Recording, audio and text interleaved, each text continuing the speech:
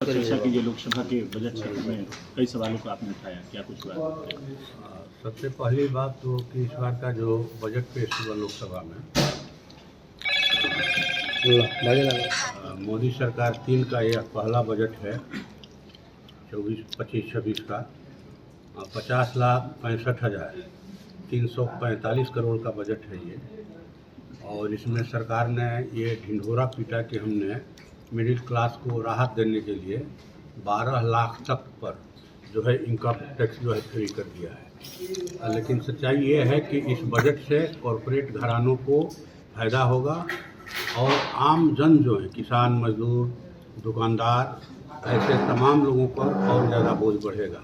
कॉरपोरेटों का मुनाफा जो है, हम जान रहे हैं कि मोदी सरकार के सत्ता में आने के बाद चौगुना बढ़ गया है, लेकिन उनका जो है इनकम टैक्स 2014 के बाद से देखिएगा तो वो उनका घट रहा है। पहले वो ज़्यादा कॉरपोरेटों का टैक्स होता था और आम जनता का कम, लेकिन मैंने संभवतः 4,66,000 2014-15 में मैंने ये था कलेक्शन, और आम जन से 2,48,000 करोड़ का। लेकिन हम लोग देख रहे हैं कि 2024-25 में वो जो है मैंने कॉरपोरेटों का टैक्स जो है वो मुश्किल से कहे कि 2 गुना 2.5 गुना बढ़ा है, जबकि आवाम का टैक्स जो है 6 गुना ज़्यादा बढ़ गया है। ठीक ना? तो इसलिए हम लोग कह रहे हैं कि ये सरकार जो है कॉरपोरेटों की दिशा में काम कर रही है। अगर सरकार को राहत ही देना था तो इनको खाद्य पदार्थों पर से GST हटाना चाहिए था। ठीक ना? जो छोटे मझोले व्यवसायी हैं उनको राहत देना चाहिए था। फिर जो है मान लीजिए कि जो टैक्स की जटिल प्रक्रिया है GST जमा करने की, जिसकी वजह से व्यवसाय के हर क्षेत्र में भारी तबाही है और जो अधिकारी हैं उनके भयादोहन का वो शिकार हो रहे हैं। उसी तरह से हम लोग देख रहे हैं कि आम जनों की जो है क्रय शक्ति घटी है, महंगाई जो है 7वें आसमान पर है। लेकिन एक आम आदमी का कहिए कि बिहार में जो जातीय जनगणना हुआ पिछले दिनों, गठबंधन की सरकार ने कराया, उसमें ये बात आई कि 1/3 लोगों की जो आमदनी है वो 6,000 रुपया मासिक से कम है। करीब 64% लोगों की आमदनी, 34% लोगों की। तो ये तो माने कहिए कि आम आदमी के क्रय शक्ति में भारी गिरावट है, बेरोजगारी है और जो है महंगाई 7वें आसमान पर है। तो इसलिए हम लोगों ने इसका विरोध किया और संसदीय दल की ओर से तय हुआ था कि बोलना है, तो हमने रखा भी, अपनी बातों को संसद के अंदर रखा। इसके अलावा जनता के और भी लोकहित के मुद्दे जो हैं, अब कुछ आ गए कर्मी FCI के कोटा से आए थे, हरियाणा से आए थे। उन्होंने कहा कि भाई नो वर्क नो पे का सिस्टम हमारे यहाँ लागू किया गया है कि जो है मुश्किल से हम लोग महीना में 5,000 से 10,000 रुपये कमा पाते हैं, कि इसको हटवाया जाए। तो हमने शून्यकाल में इसको उठाया, शून्यकाल आ गया। वैसे तो रोज़ दिन ही हम लोग शून्यकाल डालते थे, लेकिन बैलेटिंग के जरिए 20 ही शून्यकाल का चयन होता था और जिनका शून्यकाल आता था वो पढ़ते थे, बाकी शून्यकाल समिति को जाता था। तो इस तरह से हम लोगों ने प्रयास किया कि जनता के हर हिस्से का सवाल हम लोगों ने उठाने का प्रयास किया और यहाँ का जो विकास का और सब जो काम है बजट वाला में तो लिख कर ले गए थे, लेकिन माननीय सभापति महोदया ने कहा कि भाई अब ख़त्म कीजिए, तो हमने ख़त्म कर दिया। रेलवे का मामला था, आरा मुंडेश्वरी लाइन का मामला, आरा सासाराम बड़ी रेल लाइन के दोहरीकरण का, सोन नहरों के पक्कीकरण का सवाल, सोन नदी में इंद्रपुरी जलाशय निर्माण का सवाल, कई तरह के मैंने रेलवे का हॉस्पिटल का मामला। तो हमने हर तरह से चीज़ों को उठाने का प्रयास किया, यहाँ तक कि व्यवसायियों के लिए व्यवसायिक आयोग का गठन हो, व्यवसाय और व्यवसायियों के समग्र विकास के लिए। क्योंकि हम लोग देख रहे हैं कि कोरोना काल से और उसके पहले भी जाइए तो मैंने जिस समय नोटबंदी आया देश में, उस समय से जो कम पूंजी वाले दुकानदार हैं, देश के खुदरा व्यापारी, उनकी हालत जो है माली हालत ख़राब हो गई है। नोटबंदी के समय देखा हमने, कोरोना के समय में 3-3 बार लॉकडाउन लगा, उसमें जो भूखमरी की स्थिति पैदा हुई, खास करके फुटपाथी और छोटे मझोले दुकानदारों की, हम लोगों ने देखा कि लोगों ने अपनी बीबी का गहना बंधकी रख करके 20 लाख करोड़ का लॉकडाउन पैकेज दिया, लेकिन ये पैकेज तो इन्हें नहीं मिला, कम पूंजी वालों को नहीं मिला। इसलिए हम लोगों ने कहा कि भाई आप आयोग का गठन कीजिए। और अभी एक जो आया है ऑनलाइन व्यापार या जो मॉल संस्कृति है, इसकी वजह से भी ऑफलाइन व्यापार बुरी तरह से प्रभावित है। 22 करोड़ लोगों की जीविका चलती है इससे। खुदरा व्यापार में जो है 22 करोड़ लोगों की जीविका चलती है। लेकिन आज देखिए कि बढ़ती महंगाई के कारण, आम आदमी की घटती क्रय शक्ति के कारण, बेरोजगारी के कारण, तो कहिए कि पर्व त्यौहार और शादी ब्याह में ही किसी तरह से लोग टोटरम पूरा कर रहे हैं। तो शादी ब्याह है तो भाई कपड़ा खरीदेंगे, कुछ गहना बनवाएंगे, मिठाई ले जाएंगे। पर्व त्यौहार है तो रंग और अबीर खरीदेंगे, काली जी को पूजा चढ़ाना है, बनेगा। लेकिन उत्साह नहीं है, उमंग नहीं है, ख़त्म हो गया बाजार से। सामान्य दिनों में ऐसा भी समय आएगा, आने वाले दिनों में अगर ऑनलाइन व्यापार पर कंट्रोल नहीं किया गया तो दुकानदार अपनी दुकानों पर बैठकर माछी मारेंगे, कोई नहीं आएगा ग्राहक। तो इसलिए हमने ये सवाल भी उठाया, किसानों का सवाल उठाया कि एमएसपी को कानूनी दर्जा दिया जाए और एमएसपी सिर्फ माने जितना लागत है किसानों का उस हिसाब से तय कीजिए। हम लोग तो एक दिन कागज़ कलम लेकर बैठे थे कि भाई 1 क्विंटल धान पैदा करने में किसान का कितना खर्च हो रहा है, तो खर्च हो रहा है 4000 रुपये से कम नहीं। 1 क्विंटल धान पैदा करने में किसान अपना श्रम नहीं जोड़ता है, मेहनत नहीं जोड़ता है। वही किसान अगर दूसरे के खेत में काम करेंगे तो मजदूरी मिलेगी उनको। जो महिलाएं खेत में काम करने वाले लोगों के लिए खाना बनाकर भेजती हैं, वो भी तो कृषि का ही हिस्सा है, कृषि की लागत में ही आएगा। तो सबको जोड़ करके जितना लागत आता है कम से कम उसका 1.5 गुना समर्थन मूल्य दीजिए। हम लोगों ने तो यहाँ तक कहा, 4 बार सुन निकाल डाला कि कम से कम पिछले मैंने सत्र में कि 5000 रुपये प्रति क्विंटल किसानों के धान का समर्थन मूल्य तय किया जाए। लेकिन सरकार जितना समर्थन मूल्य तय करती है उतना रेट पर, उससे ज़्यादा पर बाज़ार में, खुले बाज़ार में किसानों का धान लिया जाता है। वहाँ जाइए पैक्स में तो 50 तरह का झंझट। यहाँ तो खैर पैक्स का चुनाव भी था, तो हम लोगों ने हर सवाल को वहाँ एड्रेस किया। और मुझे उम्मीद है कि आने वाले दिनों में, चूँकि ये सत्र जो है कल तक ही था, अब बीच में जो है ब्रेक है, माने 14 फरवरी से लेकर के 9 मार्च तक, फिर 10 मार्च से 5 अप्रैल तक सत्र चलेगा। उसमें और जो सवाल छूटे हुए हैं या और भी जो नए नए जनता के हर राज्य से लोगों का अताप तो आ गए, हमारे माने ये आवास पर आ गए। ओल्ड पेंशनर जो हैं, जो कहीं कि प्राइवेट कंपनियों में काम करते थे, जिनका भविष्य निधि जमा होता था, ये भविष्य निधि भी ये लोग हड़पना चाहते हैं। यानी 1000 रुपया उनको पेंशन मिलता है। जो आदमी माने 30,000 40,000 में गुजारा किया, उसके भविष्य निधि का आप 1000 रुपया आप माने पेंशन दीजिएगा। 1000 में क्या चलेगा उसका परिवार, क्या चलेगी उसकी ज़िंदगी। तो हमने कहा कि ठीक है, हम आपके सवाल को भी उठाएंगे। पंजाब यूनिवर्सिटी, चंडीगढ़ यूनिवर्सिटी के शिक्षक लोग आए, माने ये आपको छात्रों के नामांकन में और फैकल्टी की बहाली में जो माने आरक्षण की व्यवस्था होनी चाहिए, वो कहा जाए कि सरकार के मन मर्जी पर है, हम देंगे नहीं देंगे। तो हर सवाल हम लोग उठा रहे हैं।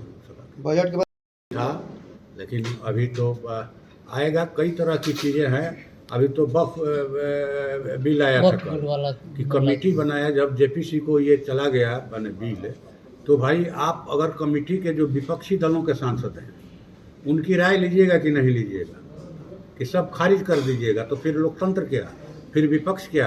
तो कह दीजिए कि हम ही रहेंगे सदन के अंदर, सत्ता पक्ष ही रहेगा, न रहेगा बांस, न बजेगी बांसुरी, न विपक्ष रहेगा, न जो है ये सवाल उठेगा।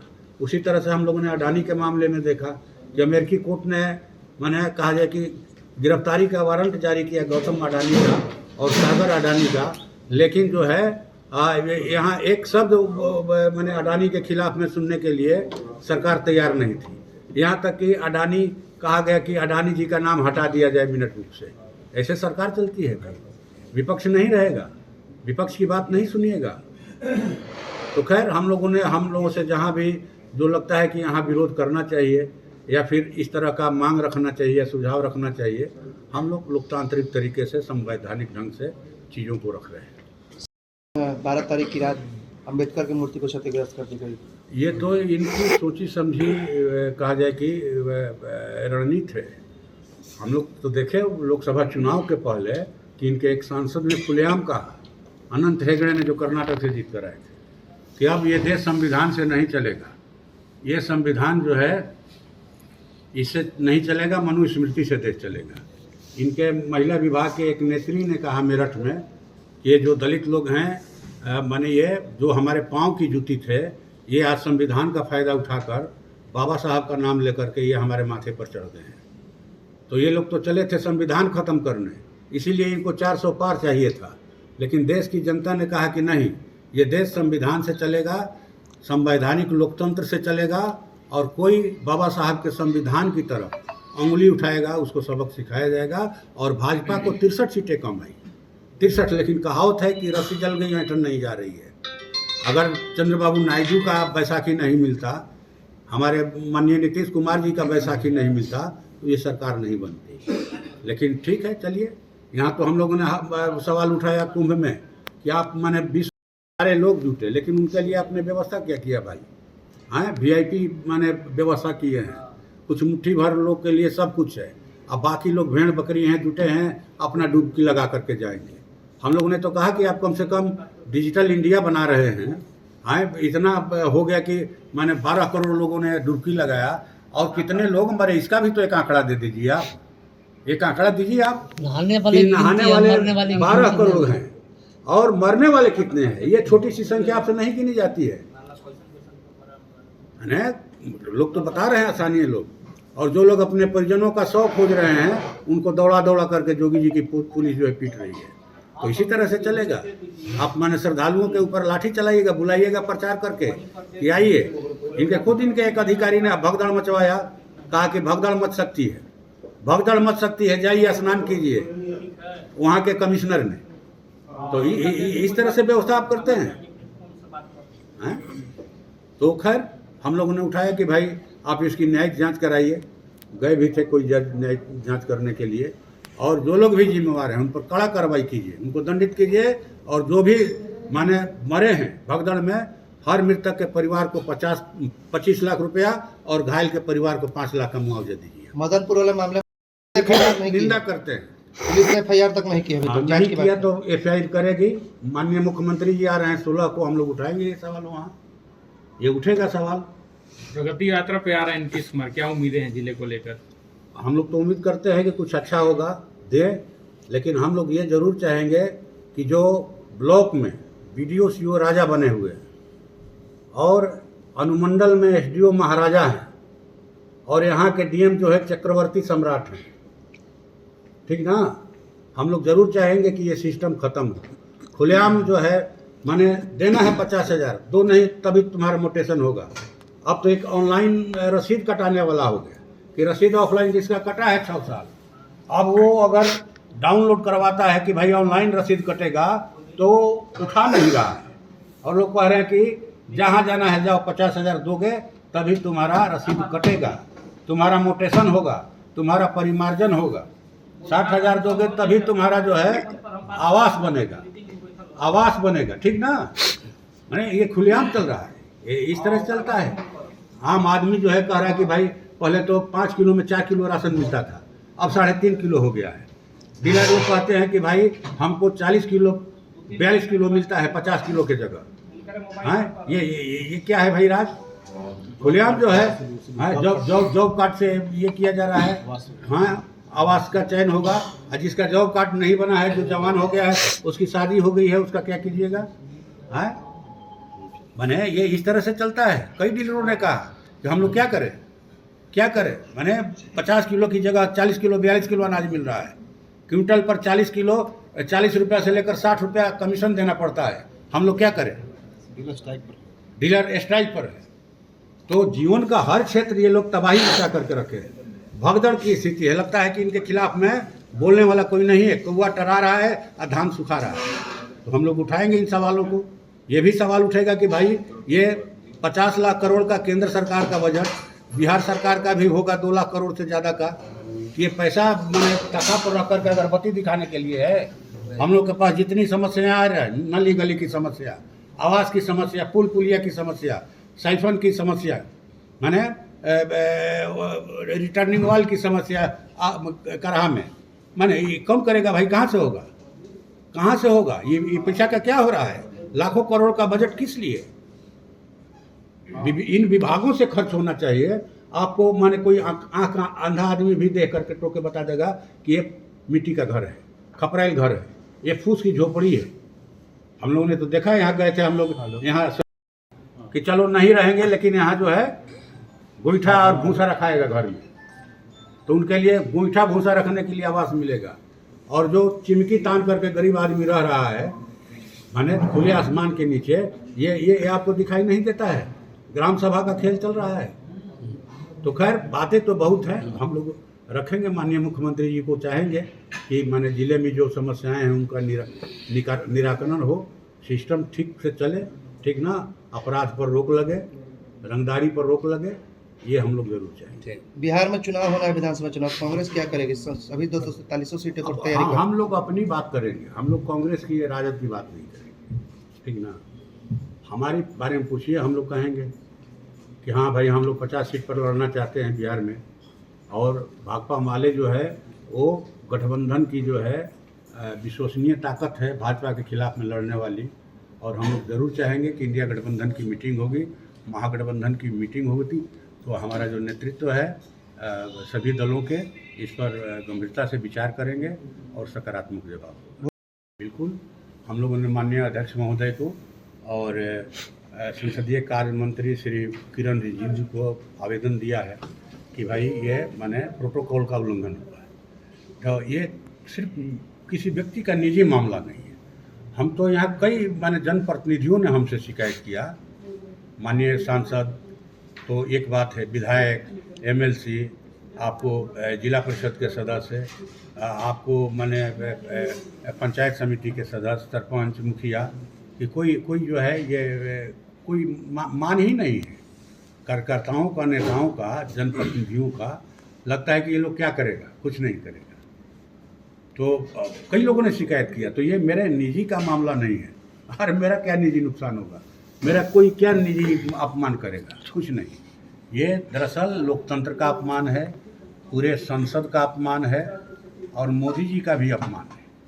और इस क्षेत्र के जिन 5,30,000 गरीब गुरबों ने वोट दिया, किसान मजदूरों ने, दुकानदारों ने, छात्र युवाओं ने, उनका ही नहीं बल्कि जिन्होंने नहीं वोट दिया वो अभी इस चीज़ का विरोध कर रहे हैं कि ये गलत हुआ है। भाई आप राजा महाराजा हैं, आप निमंत्रण देकर किसी को बुलाते हैं, आप ही किसी को शादी ब्याह में बुलाइए अपने घर पर, आप मन पूछिएगा उसको ना, आपके दरवाजे पर जो जाएगा। तो उन्होंने तो खंडन किया, कह रहे हैं कि नहीं ऐसा कोई मामला बिल्कुल है, बिल्कुल है, हम लोग डंके की चोट पर करेंगे। सभी योजनाओं की जानकारी नहीं देने का आरोप लगाया। बिल्कुल बिल्कुल, अभी पूरा 9 बजे का समय दिया गया था कि 9 बजे शुरू होगा। हम 9 बजने में 5 मिनट देर था तब गए। चारों तरफ कुर्सियाँ भरी हुई है, ठीक ना, भरी हुई है कुर्सियाँ। हमने कहा कि भाई हम कहाँ बैठे, तो उनके एक अधिकारी, ठीक ना, महिला थी, उन्होंने हमको रिसीव किया और ले जा करके एसपी साहब के बगल में बिठाया। फिर जब जीएम आए मंच पर, माननीय उप मुख्यमंत्री जी आए, तो उन्होंने कहा कि आप जो है सर दूसरे जगह चलिए, उठा दिया।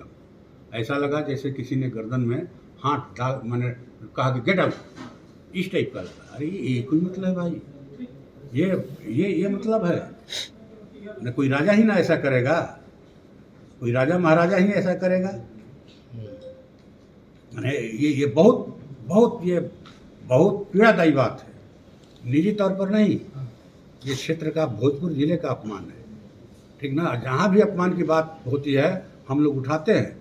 हमने देखा जब गए हम यहाँ, आपको 22 अगस्त को मुआयना के लिए स्टेशन पर देखा हमने कि कुंवर सिंह की मूर्ति जो है उल्टी दिशा में लगाई गई है। जो भी स्टेशन से निकल रहा है घोड़े की पूंछ दिखाई पड़ रही है, कुंवर सिंह की पीठ दिखाई पड़ रही है, लग रहा है कि वो अंग्रेज़ों से डर के भाग रहे हैं। अरे बाप, कुंवर सिंह ने आज़ादी की लड़ाई लड़ी, माने 1857 के वो पहले विद्रोह के नायक थे शाहाबाद के, यूपी में भी उनका माने ये था। और गोली लगी गंगा घाट पार करते हुए शिवपुर घाट, तो बाँह काट करके गंगा जी को दे दिया। वैसे वीर पुरुष की तस्वीर इस तरह से लग रहा है कि जैसे वो भाग रहे हैं। घोड़े की पूंछ देखेंगे लोग, जो लोग आएंगे पर्यटक यहाँ। हमने कहा, सवाल उठाया, स्टैंडिंग कमेटी की बैठक में, रेलवे स्टैंडिंग कमेटी के मेंबर हैं, और हमने माननीय रेल मंत्री जी को भी चिट्ठी दिया कि ये दिशा सही किया जाए। और हम कल रात में उतरे, देखे हमको बहुत खुशी सीधा हुई कर दिया है। कि मैंने उनको सम्मान मिला। तो हम तो सबके सम्मान के लिए लड़ रहे हैं। हम बाबू कुंवर सिंह के सम्मान के लिए भी लड़ रहे हैं, जो भी शहीद हुए हैं उनके सम्मान के लिए, चाहे वो बाबू कुंवर सिंह हो, महेंद्र मिसिर हो, हैं विद्यापति जी हो, चाहे वो आपको कॉमरेड राम नरेश राम हो, मास्टर जगदीश हो, रामेश्वर यादव, हैं जितने आज़ादी के दीवाने हैं, लड़ाई लड़े हैं, सबके लिए हम लोग माने सम्मान का भाव रखते हैं और चाहते हैं कि उनको सम्मान मिले। ठीक ना, ये व्यक्ति का सवाल नहीं है। इसीलिए हमको लगा कि हम अपनी बात रखना चाहिए। हम उस समय भी जा सकते थे उठ के, लेकिन नहीं गए कि नहीं, हमारा ये गणतंत्र दिवस है, संविधान का बात है, लोकतंत्र का बात है, हम सब चीज़ में रहे। खड़ा कराने में भी दूसरी पाँत में खड़ा कराएगा हमको, तो कैसे कोई जिम्मेवार नहीं है भाई। अगर कोई ये कहे कि उल्लंघन नहीं हुआ तो और क्या होता है प्रोटोकॉल का उठा। कहीं ऐसा तो नहीं है सांसद महोदय की मौजूदा सरकार और सरकार के नुमाइंदे हैं जो वो माले के सांसद को नहीं बचा पा रहे? नहीं, माले के ही नहीं, हम लोग तो देख रहे हैं कि जो भी गरीब गुरबों के प्रतिनिधि हैं उनके साथ यही हो रहा है। लोकसभा में हमारे एक माननीय सांसद जो दमन दीव से निर्दलीय सांसद चुनकर आए हैं, श्री उमेश पटेल जी, उन्होंने कहा यहाँ तो निमंत्रण भी मिला, वहाँ निमंत्रण ही नहीं दिया जिला प्रशासन। फ़ोन किए तो वो बोले उधर से कि इसमें निमंत्रण की क्या बात है भाई, ये तो सार्वजनिक है, सब लोगों को आना चाहिए। तो ये बोले कि बाकी लोगों को तो निमंत्रण भेजे हैं, तो कहा कि ज़्यादा बोलोगे तो जेल भेजवा देंगे। ठीक ना, माने अवमानना सिर्फ किसी को थापड़ मारना, गाली देना, लात घूंसा मारना ही अवमानना नहीं है। यह अवमानना नहीं है। अवमानना है कि नहीं, आप सांसद को बुला रहे हैं और उनके लिए कोई जगह आपने नहीं रखा है। आप माननीय विधायक को, एमएलसी को बुला रहे हैं, उनके लिए कोई जगह नहीं रख रहे हैं। सब लोग कोई मंचे पर, हम लोग नीचे भी बैठ सकते हैं, कोई बात नहीं है, नीचे बैठ जाएंगे। जितने माने जनप्रतिनिधि आ रहे हैं उनके लिए व्यवस्था कीजिएगा कि नहीं कीजिएगा। मुखिया के लिए, सरपंच के लिए, जिला परिषद के लिए, वार्ड के मेंबर के लिए आए कि सब लोग परेड में शामिल होने के लिए नहीं ना आया है। परेड में जो है वहाँ जवान शामिल होते हैं या जो विभिन्न स्कूलों के छात्र छात्राएँ हैं वो शामिल होती हैं, लेकिन आम आदमी तो आए हैं देखने के लिए। उनको सम्मान के साथ कम से कम बैठाइएगा ना भाई, कि नहीं बैठाइएगा? बैठाना चाहिए। तो हम तो सबके सम्मान की बात उठाए हैं, ठीक ना। और को मिल जाए जो है नहीं देने का आरोप आपने लगाया है, हाँ। ये मामला क्या है? इसके बारे में बताएं। CSR फंड से जुड़ा हुआ मामला तो नहीं? किसी से जुड़ा हुआ मामला, किसी भी डीएम जो है जिले के सर्वा सर्वे होते हैं, किसी का मामला हो, कोई भी यहाँ काम हो रहा है, CSR फंड से हो, केंद्र सरकार की कोई योजना हो, राज्य सरकार की कोई योजना हो, कुछ भी हो, उसके लिए डीएम जवाबदेह है। कोई ये कह कर के जान नहीं छुड़ा सकता है कि ये हमारे संज्ञान में नहीं है। उधर से काम लगा है, धरहरा के तरफ से आगे बढ़ रहा है, पीछे से टूट रहा है। देखें कि नहीं आप लोग जाके थोड़ा एक बार, ठीक ना। कहीं आप देखे हैं कि ढलाई जो है मिट्टी पर ढलाई होता है, माने मिट्टी का घर हो, उस पर आप प्लास्टर करके कह दीजिए कि पक्का का घर बना दिए, तो कितना दिन रहेगा? नीचे जो PCC बनाना है उसके नीचे अगर आप ईंटा नहीं दीजिएगा, वो कितना दिन PCC टिकेगा? तो यही तो बात थी। 4 जनवरी को हमने दी है चिट्ठी, फिर 7 जनवरी को, लास्ट में 27 जनवरी को रिमाइंडर दिए हम लोग, और तब ये जो है 31 को भेजे हैं सूचना मांगे। और कम से कम आप तो देख, आप लोग जब संज्ञान में आया मामला, चेक कर लीजिए कि ईट सोलिंग कराना है कि नहीं कराना है। आप सार्वजनिक बयान दे दीजिए। हैं दिशा की बैठक में हम लोगों ने दिया, जो भी हम लोगों के पास सवालात आते हैं, हम लोग जाते हैं गांव में, भेंट होती है, देते हैं लोग हमको। अब जिनसे भेंट ही नहीं होगा तो किसी को क्या देगा? और हम लोगों ने उनको दिया टाइप करा करके 7 तारीख को बैठक की। मैं बैठक में कहा कि भाई इनको पूरा करवाइए। हाँ, जितने महादलित के मोहल्ले में अभी भी नारकीय स्थिति है, दुनिया चांद और मंगल ग्रह पर सपने माने देख रही है आबादी बसाने का, और हमारी धरती का एक कोना ऐसा है जहाँ दुनिया भर की शिक्षा है, गंदगी है, कुपोषण है, भुखमरी है, बेरोजगारी है, नरक का स्थिति है। जाकर के देखिए हमारे यहाँ जितने मांझी टोला है। सुदामा जी, विपक्ष के लोग न्यास का कार्य भी नहीं किया है, सांसद कैसे आए? कहेंगे ही भाई, कहेंगे ही कि शिलान्यास का कार्य नहीं किए। विकास का मतलब क्या होता है? विकास का मतलब हम समझते हैं कि जो लोग छड़, सीमेंट, ईंट, गिट्टी से लगाते हैं, वो विकास की मूल परिभाषा नहीं है। विकास की मूल परिभाषा है कि आदमी समाज में, अपने देश में सम्मान के साथ जिंदा रहे, उसको रोजगार रहे। अगर खेती करता है तो उसके खेती का माने बेहतर व्यवस्था हो, पानी की व्यवस्था हो, बिजली की व्यवस्था हो, और उसका जो है अनाज बढ़िया भाव में बिके, व्यवसायियों की दुकानें चले, ठीक ना। विकास का ये परिभाषा है कि नहीं कि बाढ़ के दिनों में, बरसात के दिनों में माने जवैनिया और खवासपुर के लोग माने 24 घंटा भय के और आतंक के वातावरण में जीते हैं। उनके माने भय को दूर करना विकास है कि नहीं, वहाँ काम लगा है। वहाँ भी ठोकर बांध का हम लोगों ने पहले ही वक्तव्य में उठाया था, वो विकास है कि नहीं है। जाकर पता कीजिए ठोकर बांध के निर्माण का काम शुरू हुआ है कि नहीं। हमने पुपा पुल के लिए अनेकों बार उठाया, लोकसभा के अंदर उठाया, माननीय मंत्री जी को लिख के दिया, विभाग के माननीय मुख्यमंत्री जी को लिख करके दिया। तो विधायक ही लूट रहे हैं, काम लगा है। ये विधायक ही लूट रहे हैं कि हम लगवा दिए। तो सब भाई कोई कहेगा कि ये विधायक जी लगाए हैं, ये MLC लगाए हैं, ये जो है मुखिया जी लगाए हैं, ये जिला परिषद लगाए हैं। हमने कुछ नहीं लगाया, हमने कुछ नहीं लगाया। काम होना चाहिए, काम हो रहा है ना। अनुमंडल से लेकर जिला और जिला से लेकर राज्य की राजधानी, तो ये एक कहिए कि माने लूट झूठ और दमन का राज चल रहा है। अभी आप लोगों ने देखा होगा कि हमारे माननीय विधायक हैं गोपाल रविदास जी, जो 26 जनवरी को अपने विधानसभा में एक स्कूल का माने भवन का उद्घाटन करने गए थे, और वहाँ के जो दबंग लोग हैं उन लोगों ने उनको नहीं करने दिया कि नहीं, चमार के हाथ से जो है रविदास के हाथ से नहीं होगा। जाति जनक गाली दिया। अब मार पीट तो नहीं करते, लाठी लठौर तो नहीं करते, वो चले आए। अभी पटना शहर में जितने झुग्गी झोपड़ी वासी हैं उनको उखाड़ा जा रहा है, उजाड़ा जा रहा है। अभी 3 दिनों के लिए अनशन पर बैठे हैं हम माननीय विधायक, हम जा रहे हैं वहाँ मिलने के लिए भी जाएंगे। तो ये कहा जाए कि एक बहुत हो चुका, बहुत हुआ, अतः हो गया है। अब बिहार बदलाव के मुहाने पर खड़ा है, और जनता के जो भी तबके हैं, चाहे किसान हो, मजदूर हो, दुकानदार हो, छात्र युवा हो, स्कीम वर्कर हो, सबकी हालत जो है वो बदतर है। तो बिहार बदलाव के मुहाने पर है। हम लंबे समय से बदलो बिहार, हक दो वादा निभाओ चलाए, और फिर जो है बदलो बिहार महाजुटान कर रहे हैं हम लोग 2 मार्च को पटना के गांधी मैदान में। और आपके चैनल के माध्यम से हम बिहार वासियों को ये ज़रूर न्योता देना चाहेंगे कि आप आइए, इस बदलाव का साक्षी बनिए, अपनी ताकत दीजिए। और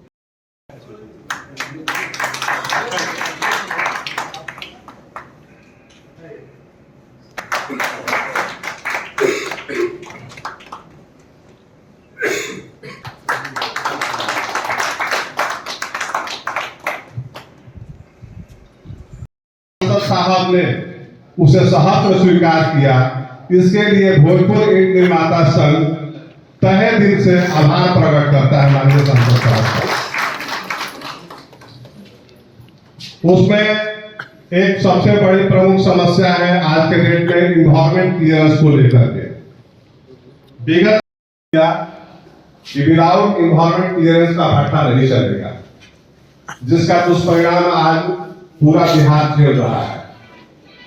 हम लोगों ने आग्रह किया माननीय सांसद साहब से कि बिहार सरकार ने इस पर एक कानून बनाया था, उसे हाई कोर्ट ने, सुप्रीम कोर्ट ने भी हमारी बातों को नहीं माना। हम चाहते हैं कि सेंट्रल गवर्नमेंट उस पर कोई कानून बना दे जिससे हम लोगों को तत्कालिक राहत मिले। दूसरी समस्या यह है, किसी भी देश में इस तरह का नहीं है कि टैक्स पर टैक्स दिया जाए। जो हम लोग माइनिंग टैक्स देते हैं 1,25,000 लगभग, उस पर 18% GST टैक्स ने लगा दिया है, जो बिल्कुल ही शोषण करने वाली स्थिति है। दूसरी बात यह है, राज्य सरकार ने लाल ईंटों पर प्रतिबंध लगा दिया है। सरकारी कार्य में किसी भी प्रकार का कार्य हो उसमें लाल ईंट प्रतिबंधित है, जबकि स्टेट गवर्नमेंट और सेंट्रल गवर्नमेंट हमारी सबसे बड़ी खरीदार है लाल ईंटों का। जितने भी बिल्डिंग कंस्ट्रक्शन होता है, रोड कंस्ट्रक्शन होता है, उसमें लाल ईंटों का खपत होता है ज्यादा मात्रा में। पॉल्यूशन है, GST है, इनकम टैक्स है, DLF है, ITO है, उसके बाद इनकम टैक्स है। 8 टैक्सेस हम झेल रहे हैं। माननीय नीतीश कुमार जी ने कहा था कि हम फर्स्ट बार आएंगे और सिंगल विंडो का काम शुरू करेंगे। एक जगह एक टैक्स दिया जाएगा, 1 यूनिट से। वो आज तक इम्प्लीमेंट नहीं हुआ दिया जाए, ताकि हमें हर जगह जाना न पड़े। आज जीएसटी का हाल यह है दोस्तों कि जीएसटी कमिश्नर जो है भट्टे भट्टे घूम करके और भट्टेदारों को परेशान कर रहा है। मैं आज का रिपोर्ट बता रहा हूं। तो हम लोग आज डोर टू डोर पेपर लेकर के दौड़ रहे हैं, मेडिकली तौर पर हम लोग परेशान हैं। कि हमारे कुछ और भी समस्याएं हैं, उसे हमारे माननीय अध्यक्ष जी श्री उमाशंकर जी कुछ प्रकाश डालें। माता संघ के बैठक में उपस्थित हमारे आरा लोकसभा के माननीय सदस्य